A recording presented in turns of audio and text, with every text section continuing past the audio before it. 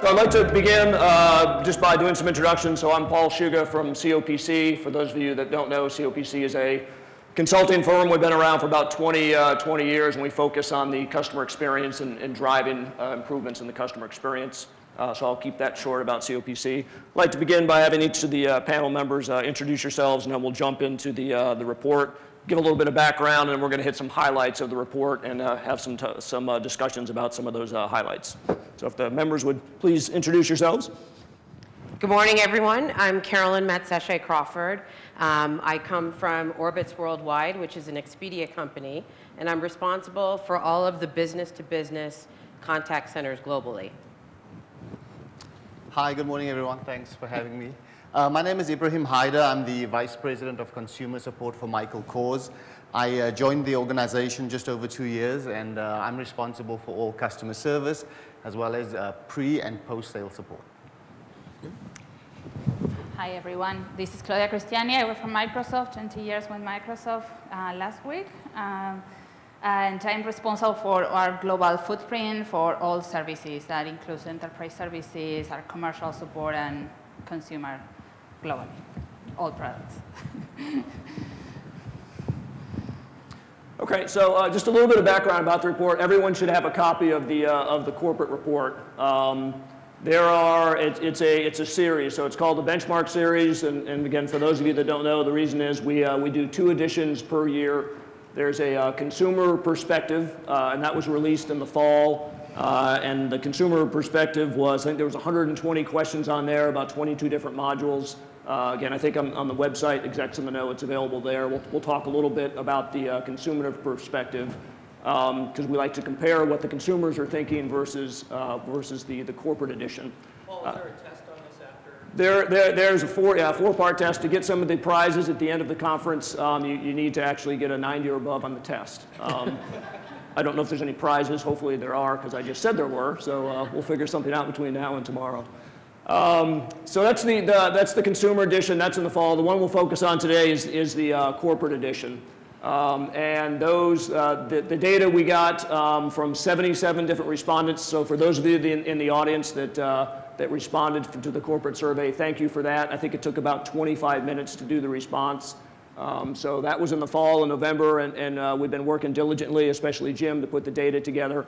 I believe there was 102 questions, the 77 participants, and it's 77 pages long. So we're not going to go through each one of these pages, but we're going to hit some of the highlights.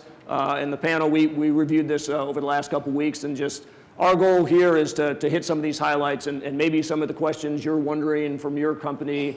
What are we doing about these issues? So that's why we wanted to hit the highlights and get some inputs from the participants. So without further ado, we'll jump into the session. And our first question that we're going to talk about, this is about meeting expectations. And this is a common theme that we've seen at COPC, different studies over the years.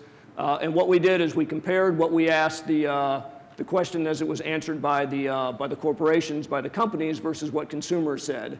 So the top box, you can see the box that's in blue there. We said the question is, do you feel your customer care organization is meeting the needs and expectations of your consumers? That's what we asked the companies. So companies think they're doing a pretty good job. So about 80% said, yep, we're meeting expectations. But when we asked the consumers in the fall, you can see there's a huge difference. So I think it's about, is it 30% or low 30s from a consumer perspective. So if you look at 2014 to 2015, the gap is narrowing a little bit, but still there's a huge disconnect between what companies think the service we're providing and what consumers think. So the question I want to ask the panelists, is, as we can see, is what approach are you using to understand how customers experience your brand and whether or not you're actually meeting those expectations. So we see the disconnect. What are you all doing, and how are we trying to figure out if we're meeting those expectations? So if you don't mind, I'll start off. Yep. Our call center has only been in operation for about 18 months. Prior to that, we were actually, all our call center services was provided, ironically, by another retailer. So when I was interviewing for this position, I went into one of our Michael Kors stores and I asked the associate a couple of questions, very specific questions, and the service I got was great. Then I went to the other channels. I provided, I started a chat session, I sent an email, and I even called with the exact same questions. And the responses I got was very basic, very canned, and even when I was on the phone with the agent, I heard dogs barking in the background and kids crying, and I'm thinking, man, that's a big disconnect from the store experience. So when I started at Michael Kors, I was fortunate enough to have the opportunity to start the call center from scratch. And I wanted to make sure, and this is our mantra we have in the call center, is that the call center is a seamless extension of the retail store experience.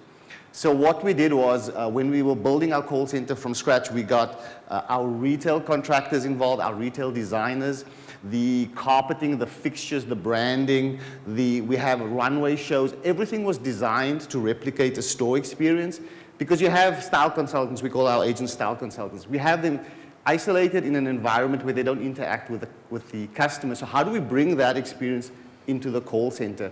And we did that by trying to create an environment that closely mirrors the store experience. In fact, our call center, if anybody's been into our stores recently, you might see benches that's made out of, that looks like zebra skin. We have that in the call center. We have chill areas. We have streaming audio. And it's the same playlist that plays in the stores in our call center. The IVR voice talent was specifically selected through a very long process to find the right talent with creative services so that we can truly match the store experience when the customer contacts us. So we try to create that environment. And when the customer now contacts us and they don't have that experience, and we measure that through some after-call surveys, we have a team that contacts the customer, tries and identifies where we fell short, and see how we can win them back, and then we send them back through the after-call survey to see if we've done better and try and mirror that experience that they get in the stores. Okay. All right. So from the travel industry perspective, we could clearly see that part of the disconnect that was occurring year over year was the fact that our customers want to engage from multiple channels, and we weren't necessarily measuring the customer experience across all channels. So that's one of the ways that we invested in making sure that we understood our customers' needs and whether we were meeting expectations or not, by literally asking that question. So whether you're on our websites based on whichever brand that we might be supporting on the B2B side. As an example, if you have an American Express card, how many people have an American Express card? See all this? American Express online travel, that's my team. So we measure the site experience, we measure the experience with the agent, and then we also look at the difference between what's going on with web versus voice versus email.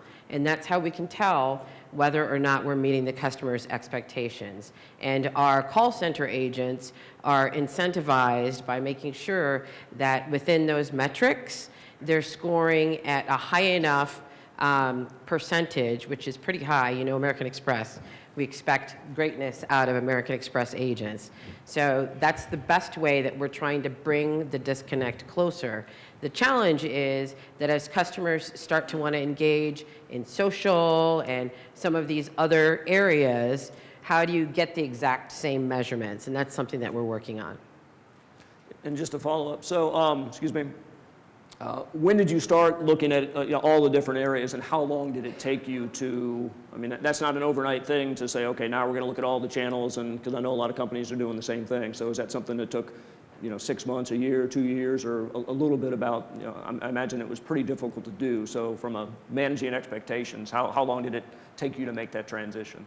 Well, it's actually evolved pretty quickly because brand Orbitz, as a standalone brand itself, we measured all of those channels, and it probably took us, we started measuring social in 2009. So it's actually been evolving. And what's great about being close to the consumer world and then being able to take the best practices into the business-to-business world is we could do like short pilot case studies and then take it to our clients to say, hey, listen, we know that you're measuring things this way, but we've learned from some of the data that we measure that customer effort is kind of a big deal to your customers. And when we make things more challenging for them, like having to transfer between different departments because online travel does this, rewards does that, etc., that is making things difficult for the customer. And so we use consumer-based case studies and we share them with our B2B partners and offer them something similar if they're interested in connecting the dots and shortening the disconnect. Okay. All right, Claudia? Well, I think in the case of Microsoft, because of the amount of complexity that we have and what the brand is or the perception the customer has around the brand is not only related to the customer service transactional experience. So from a customer service perspective, we have great customer satisfaction score, but I think this statement is true, and this is not new for us. It's been, something that for the last few years we've been trying to close that gap between, okay, what's the perception versus what's the specific transactional customer satisfaction. And this is good. I mean, we measure every interaction and we get satisfaction across all the different type of interactions that we have. Because most of our business is outsourced, so it's a way to hold our suppliers or our partners accountable and how we do better, from a transactional point of view. But the key opportunities, first of all, not fool ourselves, and second is how we improve, and have the opportunity to change the perception that the customer has with the brand. And that brand experience is not something we control on the customer service side only, right? Because it has those old moments of truth that, from a customer service department perspective, we can influence, but we don't own, right? So it's a much more broader complex. So as a company, we do measure, our brand experience, and we know where the opportunities are. And our job from the customer service area is how we contribute. So a couple of things that we've been doing recently to make sure that we try to find a way to focus on those customers that are not on the transactional side is make sure that we open up the survey as much as possible and that we can have as many responses as possible. One of the recent changes that we did with chat that we're still trying to measure is before the agent have the capacity to define, okay, I'll send the survey to the customer or not. We take that away from the agent, so we make sure that every customer gets, a survey, and that has increased significantly the amount of response that we have. Go our CSAT down, so that gives us the opportunity to go up again and work on those areas. And then the second piece is we got like a 1% complaints overall that we get from people sending emails to our CIO, or Satya and Adele, etc. So, or other ways for them to provide complaints. So I know it's, some people say, hey, it's only 1%, but that 1% represents a broader population that don't take the time to send that email or complain or provide feedback. So how we use all different feedback channels that we have in the company to give us input on, okay, what else are we missing, and things that may not come out as part of the satisfaction transaction, but that definitely we have an accountability from a support perspective to fix. So looking outside the survey, I think it will be one of my advice, like how we get and use those listening systems to measure ourselves and get accountability on that experience as well. And Carolyne, just to follow up real quick, you mentioned, are you guys measuring social satisfaction with social media? Yes. And how, because I've had people ask us, okay, how do you do it? Is it a survey? And I mean, because, what, actually, for those that are wondering how to do it, what method do y'all use? I'm from Texas, by the way, so you'll get some y'alls from me. Go Dallas. Yeah, so how do you guys measure the social media? So the first thing is we take the conversation when it is a complaint out of the broad channel, and we have a team of people that try and engage with the customer by asking them to direct message. Okay. And then once that engagement occurs, it's at that point that we would send a survey after it's been completed, asking how their experience was. And do you ask it about overall, or do you ask it about the, sometimes you break that up, because that's, for me, that's almost two, they were social media, but then you went direct. Do you ask about each separately or the total experience? We ask about the total experience, but the customers, the other thing that we do is you can tell when the customer was upset with whatever happened that caused them to go social and complain, Yep. right? So we already know that there's a point of failure. We can see in the system where that point of failure was, and then the escalation agent that's handling the social engagement can turn that around. I think Shep was just talking about how you can take that moment of misery and turn it around into, you know, a moment of magic or a moment of greatness. And it doesn't work perfectly all the time, that's for sure. Yep. A great example is the airlines have raised their airline ticket exchange rates. You know, it's now $200 plus whatever the fare difference is. People get really upset about that kind of stuff. And, you know, that's a challenging situation or a moment of misery to overcome. And the surveys kind of speak to that. I think the one other thing that I want to add that I didn't say when I think about this data is that Shep mentioned the millennials. And it's really important for you to know, like, who your customers are and which percentage of them fit in which bucket.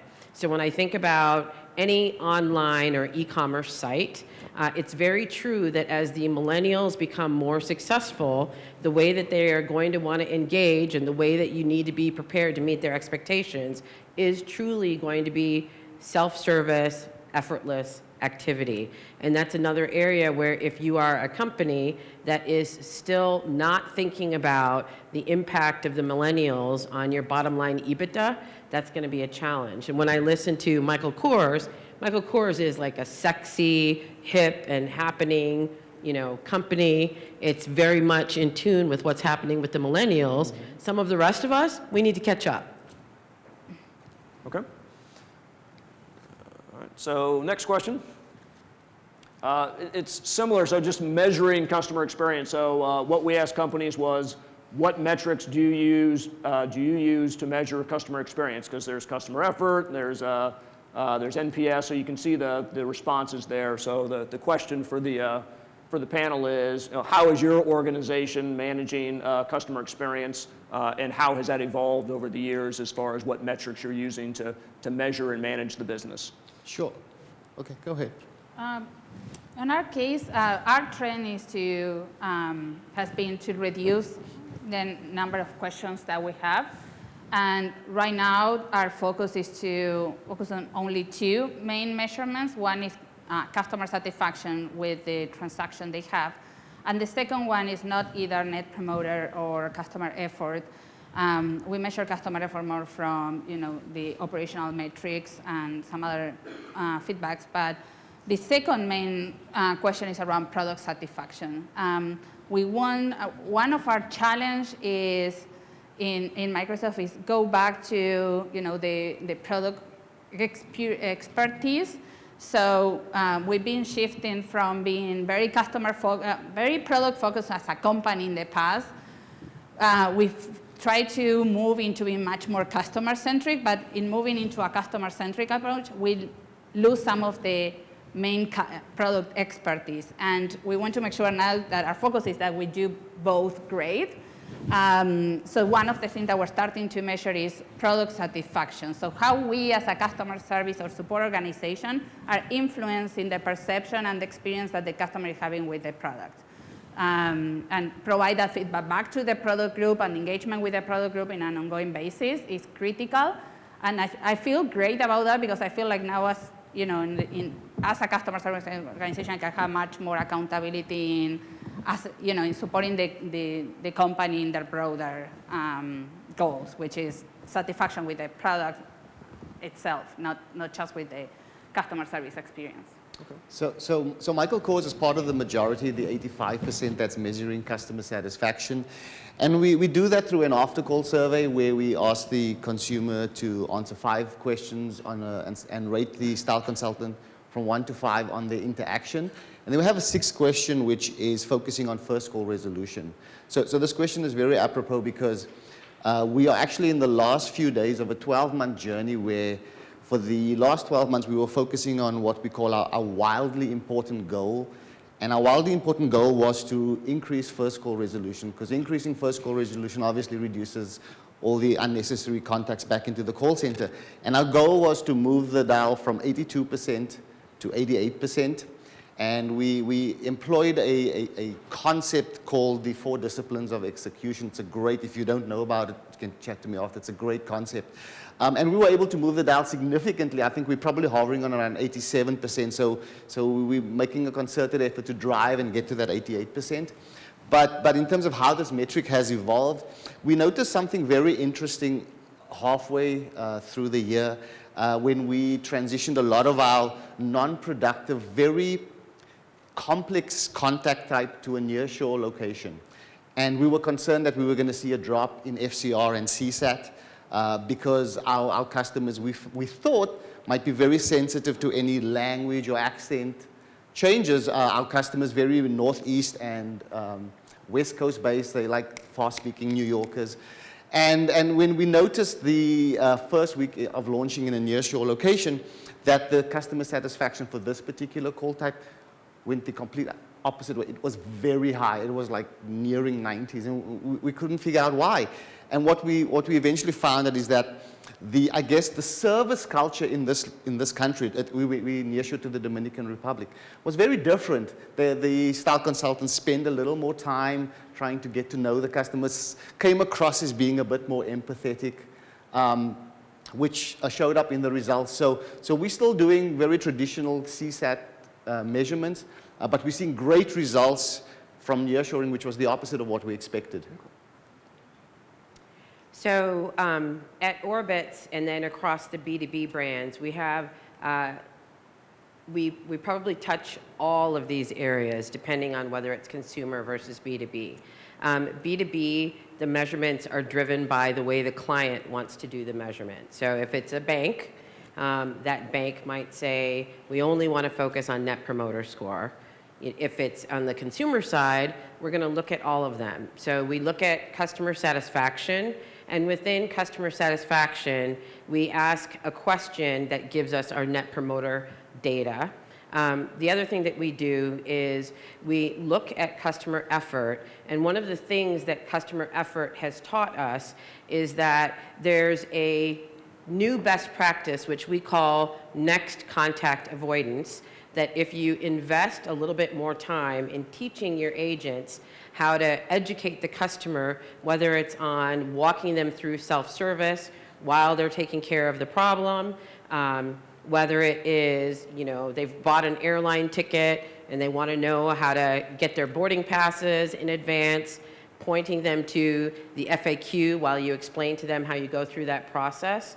That next call avoidance in 2016 is a huge strategy for us across the board.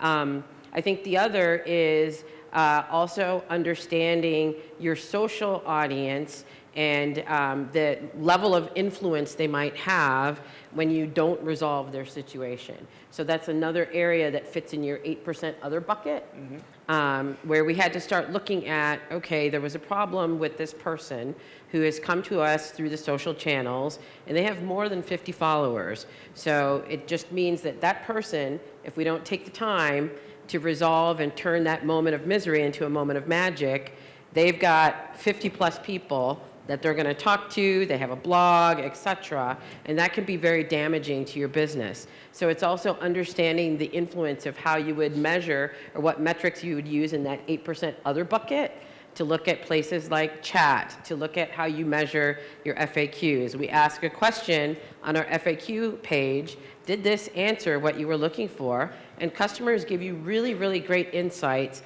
about how hard or easy it was to use that FAQ, which is a great self-service channel. Okay. And from a COPC perspective, we see, again, we deal with all kinds of different companies, and we'll see various measures. The key for me is having that next level of detail. So not just having a CSAT score, but then it's that, what are the next 4 or 5 questions? What are the key drivers of customer satisfaction to move the needle? So it's one thing to know that your CSAT score is an 88 or a 72, but what are the key drivers under there, and how do you move the needle? And that's where we see a lot of effort needs to be, is finding out what the key drivers are and how you move the needle. All right, real quick, I'm going to go back up just for a second. And this is important for the whole report from a definitional perspective. So we define the 4 different channels, and I think this is towards the front of the report too. So just a reminder what we mean by traditional, interactive, social media, and mobile. I won't read into one of those, but some of these questions deal with these. So if you're wondering what we mean by each one of the channels, you can see it's here on this slide, and it's also in the reports.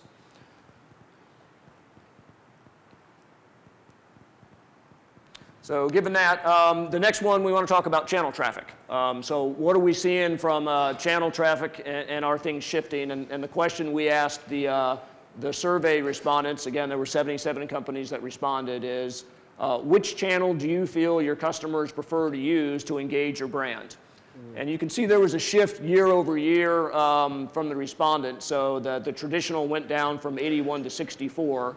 And you can see the current breakdown in 2015 where 64% of the people are engaging with their, again, this is the corporations think that the consumers are using traditional 64% of the time, interactive 25%, social media 4%, mobile care 6%, and then don't know is 1%. So given that, just wanted to ask the panelists here, what are y'all seeing from a channel traffic perspective? What shifts are you seeing and what are some of the causes of that? So we're still very much early in our call center evolution. So we're still in the traditional channel, email and phone. And what we've seen is the contact center handles 2 very distinct contact types, sales and sales-related calls like sales or the WISMA, where's my order? And then there's the post-sale warranty support calls, right? And this is a more complex contact type. So what we try to do is we start the conversation over the phone and then we shift it to email because through the warranty process, we provide our consumers with an a la carte menu of replacement products, right? So based on the product value, we will, and if we deem your product is defective within the warranty period, we will send you a really great a la carte menu of options to choose from within this price point. It has high-res pictures, it's got some romance copy, dimensions, color swatches, and it's best suited for that channel because it's going to be very difficult to explain 10 different products and profiles to a consumer. It's best if they actually see it, have the time to read how to best accessorize it, than for someone on a phone call taking 20 minutes to explain that.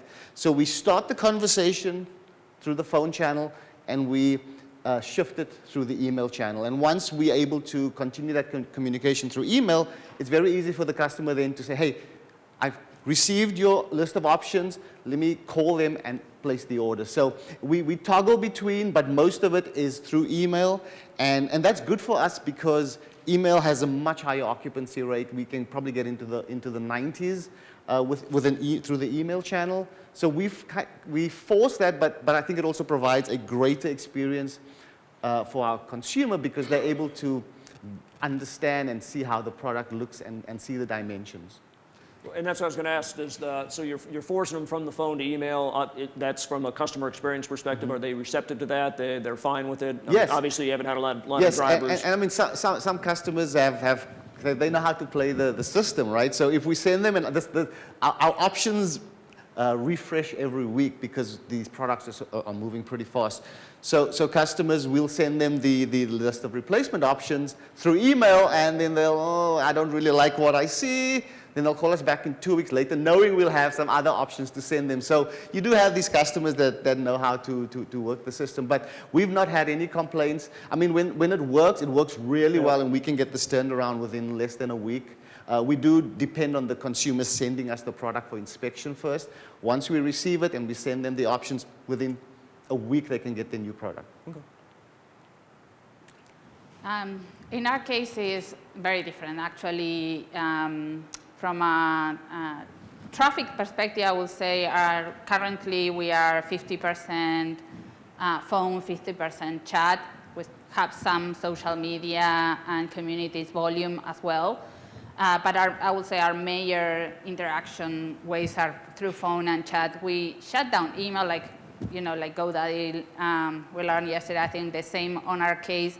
From a technical support experience, email is definitely not a good experience. We learned that time ago, and we still have provide email address so people can reach out to us, but we'll try to follow up over the phone or chat. Our strategy has been in the past couple of years to do more through chat. And we have the recent experience, and here we have a chef in the room from my colleague here can provide more answers to any of you, but we just recently have our Windows 10 launch last year, and that was one of our key opportunities for us to influence how to make this shift. And we actually open up, before Windows 10, the customer has to go and do like 7 or 8 clicks until they can get into a chat window. So we were making their life very difficult. So I don't know if that before they didn't want chat. I think it was our fault not opening chat to them. And when we did it, it blew up our volume. So our first advice is learn from our experience. Before you do that, make sure you are ready for that, because we were like 400% over forecast in our volume. It completely blew up our whatever experience. And that was because we integrated chat into the product, so the customer can, from the product, go directly to our support page and open the chat in the front page of our website. So it was not hidden anymore. There was no more clicks he had to do. They were just going there, and that's what the choice they took. So for me, it was, they were ready for that. We were not ready for that, and we were hiding that. So we did open up, we blew up, and now we're back on track. But definitely, I believe that there's a behavior change from our customers going into a much more interactive experience. Orbitz? So in the e-commerce industry, there is a notion of a tougher or a harder customer experience that's called channel switching. So if the customer starts to do their shopping in their customer experience journey on the website, and there's a piece of information that might be missing in order for them to complete the sale, if you force the customer to go to some other channel to get the answer to that question, there's a higher likelihood that you're going to lose them, and you're probably going to lose loyalty. So one of our focuses is to put as much information or action-based activities, self-service, on the site, so that when they do have to call us or contact us, we use what we call right channeling to get the customer to the easiest place to resolve their situation. So for example, if you are shopping for a vacation package on Orbitz, and you're going to be spending a lot of money on that package, you might want to get a little bit of information, and making it easy for them by knowing those destinations where people tend to have the most questions. We set chat rules right there in the shopping path so that the chat pops up. You can be talking to the customer in chat, and that's the easiest place to help them with their sale. They don't have to call. Another example might be if they go to our FAQs because they're trying to self-serve. There are certain questions when you're talking about travel where you can solve the customer's answer with the FAQ by itself, but if they want to exchange an airline ticket, that's complicated. So we tell them on that FAQ they need to call us because that's the best channel to resolve their situation. If it is something simple like I just want to cancel and get a refund for my fully refundable ticket, we tell them they can send us an email or do a chat. And the other thing that's different is depending on the globe and your business, if it's global, right channeling the customer might be different in EMEA or Europe than it is in the United States because of the cost of the phone call. So we found that in Europe, with our European brands, customers preferred to chat. They did not like to email. It was either voice or chat, just for that reason. And you bring up something that at COPC, I've seen this a lot over the last year or two, is companies being proactive in, depending on the type of transaction and the complexity, quote unquote, forcing customers or highly recommending, hey, given this type of transaction, let's give you a call and take it offline. So there's companies that are being way more proactive I've seen in years past as far as analyzing the different types of transactions, which works best, and then directing the customer there. I've seen that a lot. It sounds like that's what y'all are doing. I think the best in class that I've experienced personally is Amazon.com. If you think about your Amazon service activities, they basically give you 3 choices to do your service. And typically, the first choice is going to be some sort of email. But if you still need to call them, they're going to have the phone number there. I think Amazon is one of the best in class in how they right channel the customer. We done, or one more question? I'll let, you're the guy in charge. I'm just walking in. How many slides do you have? Oh, well, I'm going to say we're right at 10:30. We can do one more question, or if you want me to cut it off, we're right at 10:30. One more? Okay. All right, so we'll just go, we'll go to the next question, and it talks about multi-channel, and we'll focus on the question on the right, which is what we asked the companies. And we asked, what percentage of consumer interactions resulting in a resolution are conducted across multiple channels? So how much multi-channel use are you seeing?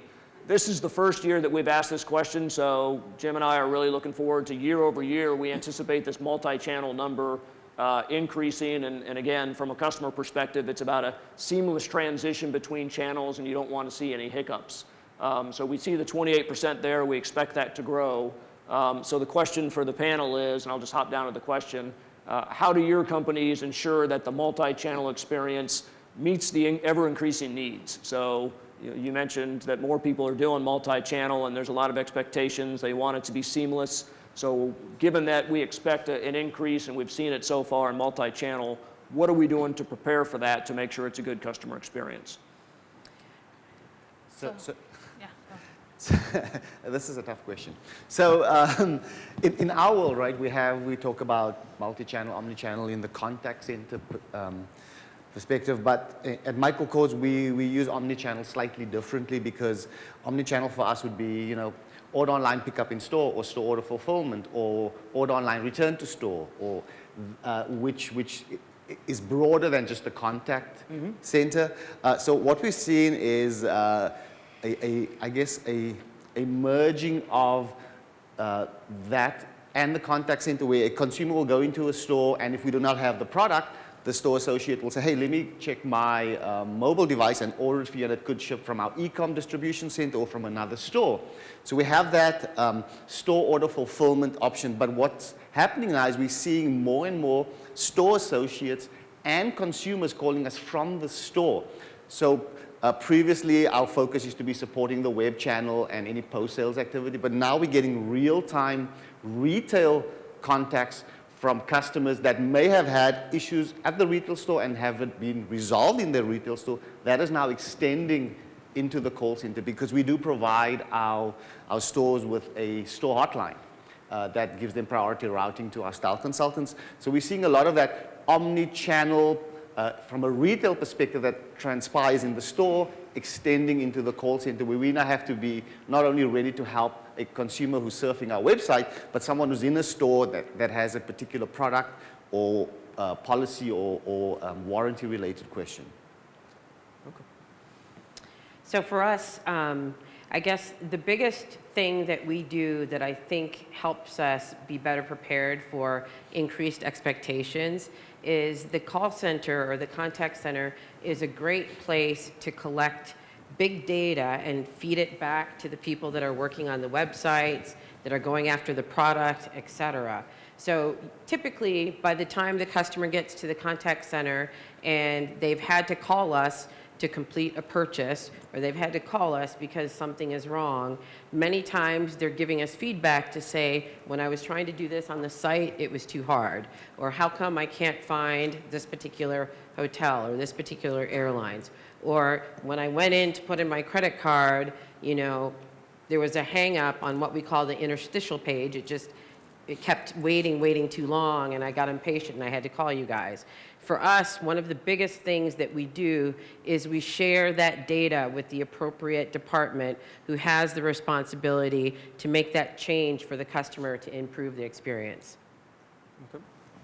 No, just one comment. On our case, that's still a challenge. I think from a tools perspective, the experience is not integrated across the different channels, and because we have millions of customers, it's very difficult to scale our operations to do multi-channel, so we still need to, we have been investing significantly, and we'll gonna be making changes from a tools perspective to enable that multi-channel approach. I think from an operational point of view, we're still providing, I think based on Asian skills, we have different operations like for phone, for chat, for social media. That has been the best way we can ensure that each of those experiences is best for the customer. And one thing that we have done is have much more background integration and collaboration across all our agents, like using blogs or Yammer groups or areas where the agents across the globe and across the multi-channels can collaborate. I think for me, one of the solutions to this problem is content and how we create a platform and a way to share content across our agents and bring that back online so the customer can easily access that information without having to contact us. So it's really an end-to-end view and a lot of work that we still need to do. And I'm not sure I have a best practice to share in this space. I think it's an area where we definitely need to get better at, but we understand how right now we have made trade-off, and our trade-off was we want to be better by channel, and eventually we'll get better at doing multi-channel as well. Okay, so we've only scratched the surface. Again, the report is, I think there's a lot of good data in there, and I'd like to encourage two things. A, we'll be doing the corporate survey again next year, so if you'd participate, we'd greatly appreciate it. You said 24 minutes, I think, was the average time it took to take, so if, I think there's a lot of questions, but it doesn't take a lot of time. The other thing is, if there's questions you're wondering about that you don't see in there, if you'd let either COPC know, or Chad or Susan or anyone on the advisory board, the point of the survey is I think a lot of us are facing the same challenges and wondering the same thing. So if there's questions in there that you want added, let us know and we'll see if we can put it in there, and we'll be doing the consumer survey here in a couple months. So what we try and do is we ask consumers as best we can, consumers and corporations, the same same questions. So if you got things that you want us to add, feel free to do that and we can add it to the survey, and it's for y'all. So the more useful it is, the better. Let's give a hand to our panelists and moderator. Thank you very much of your time and willingness to participate. Thank you.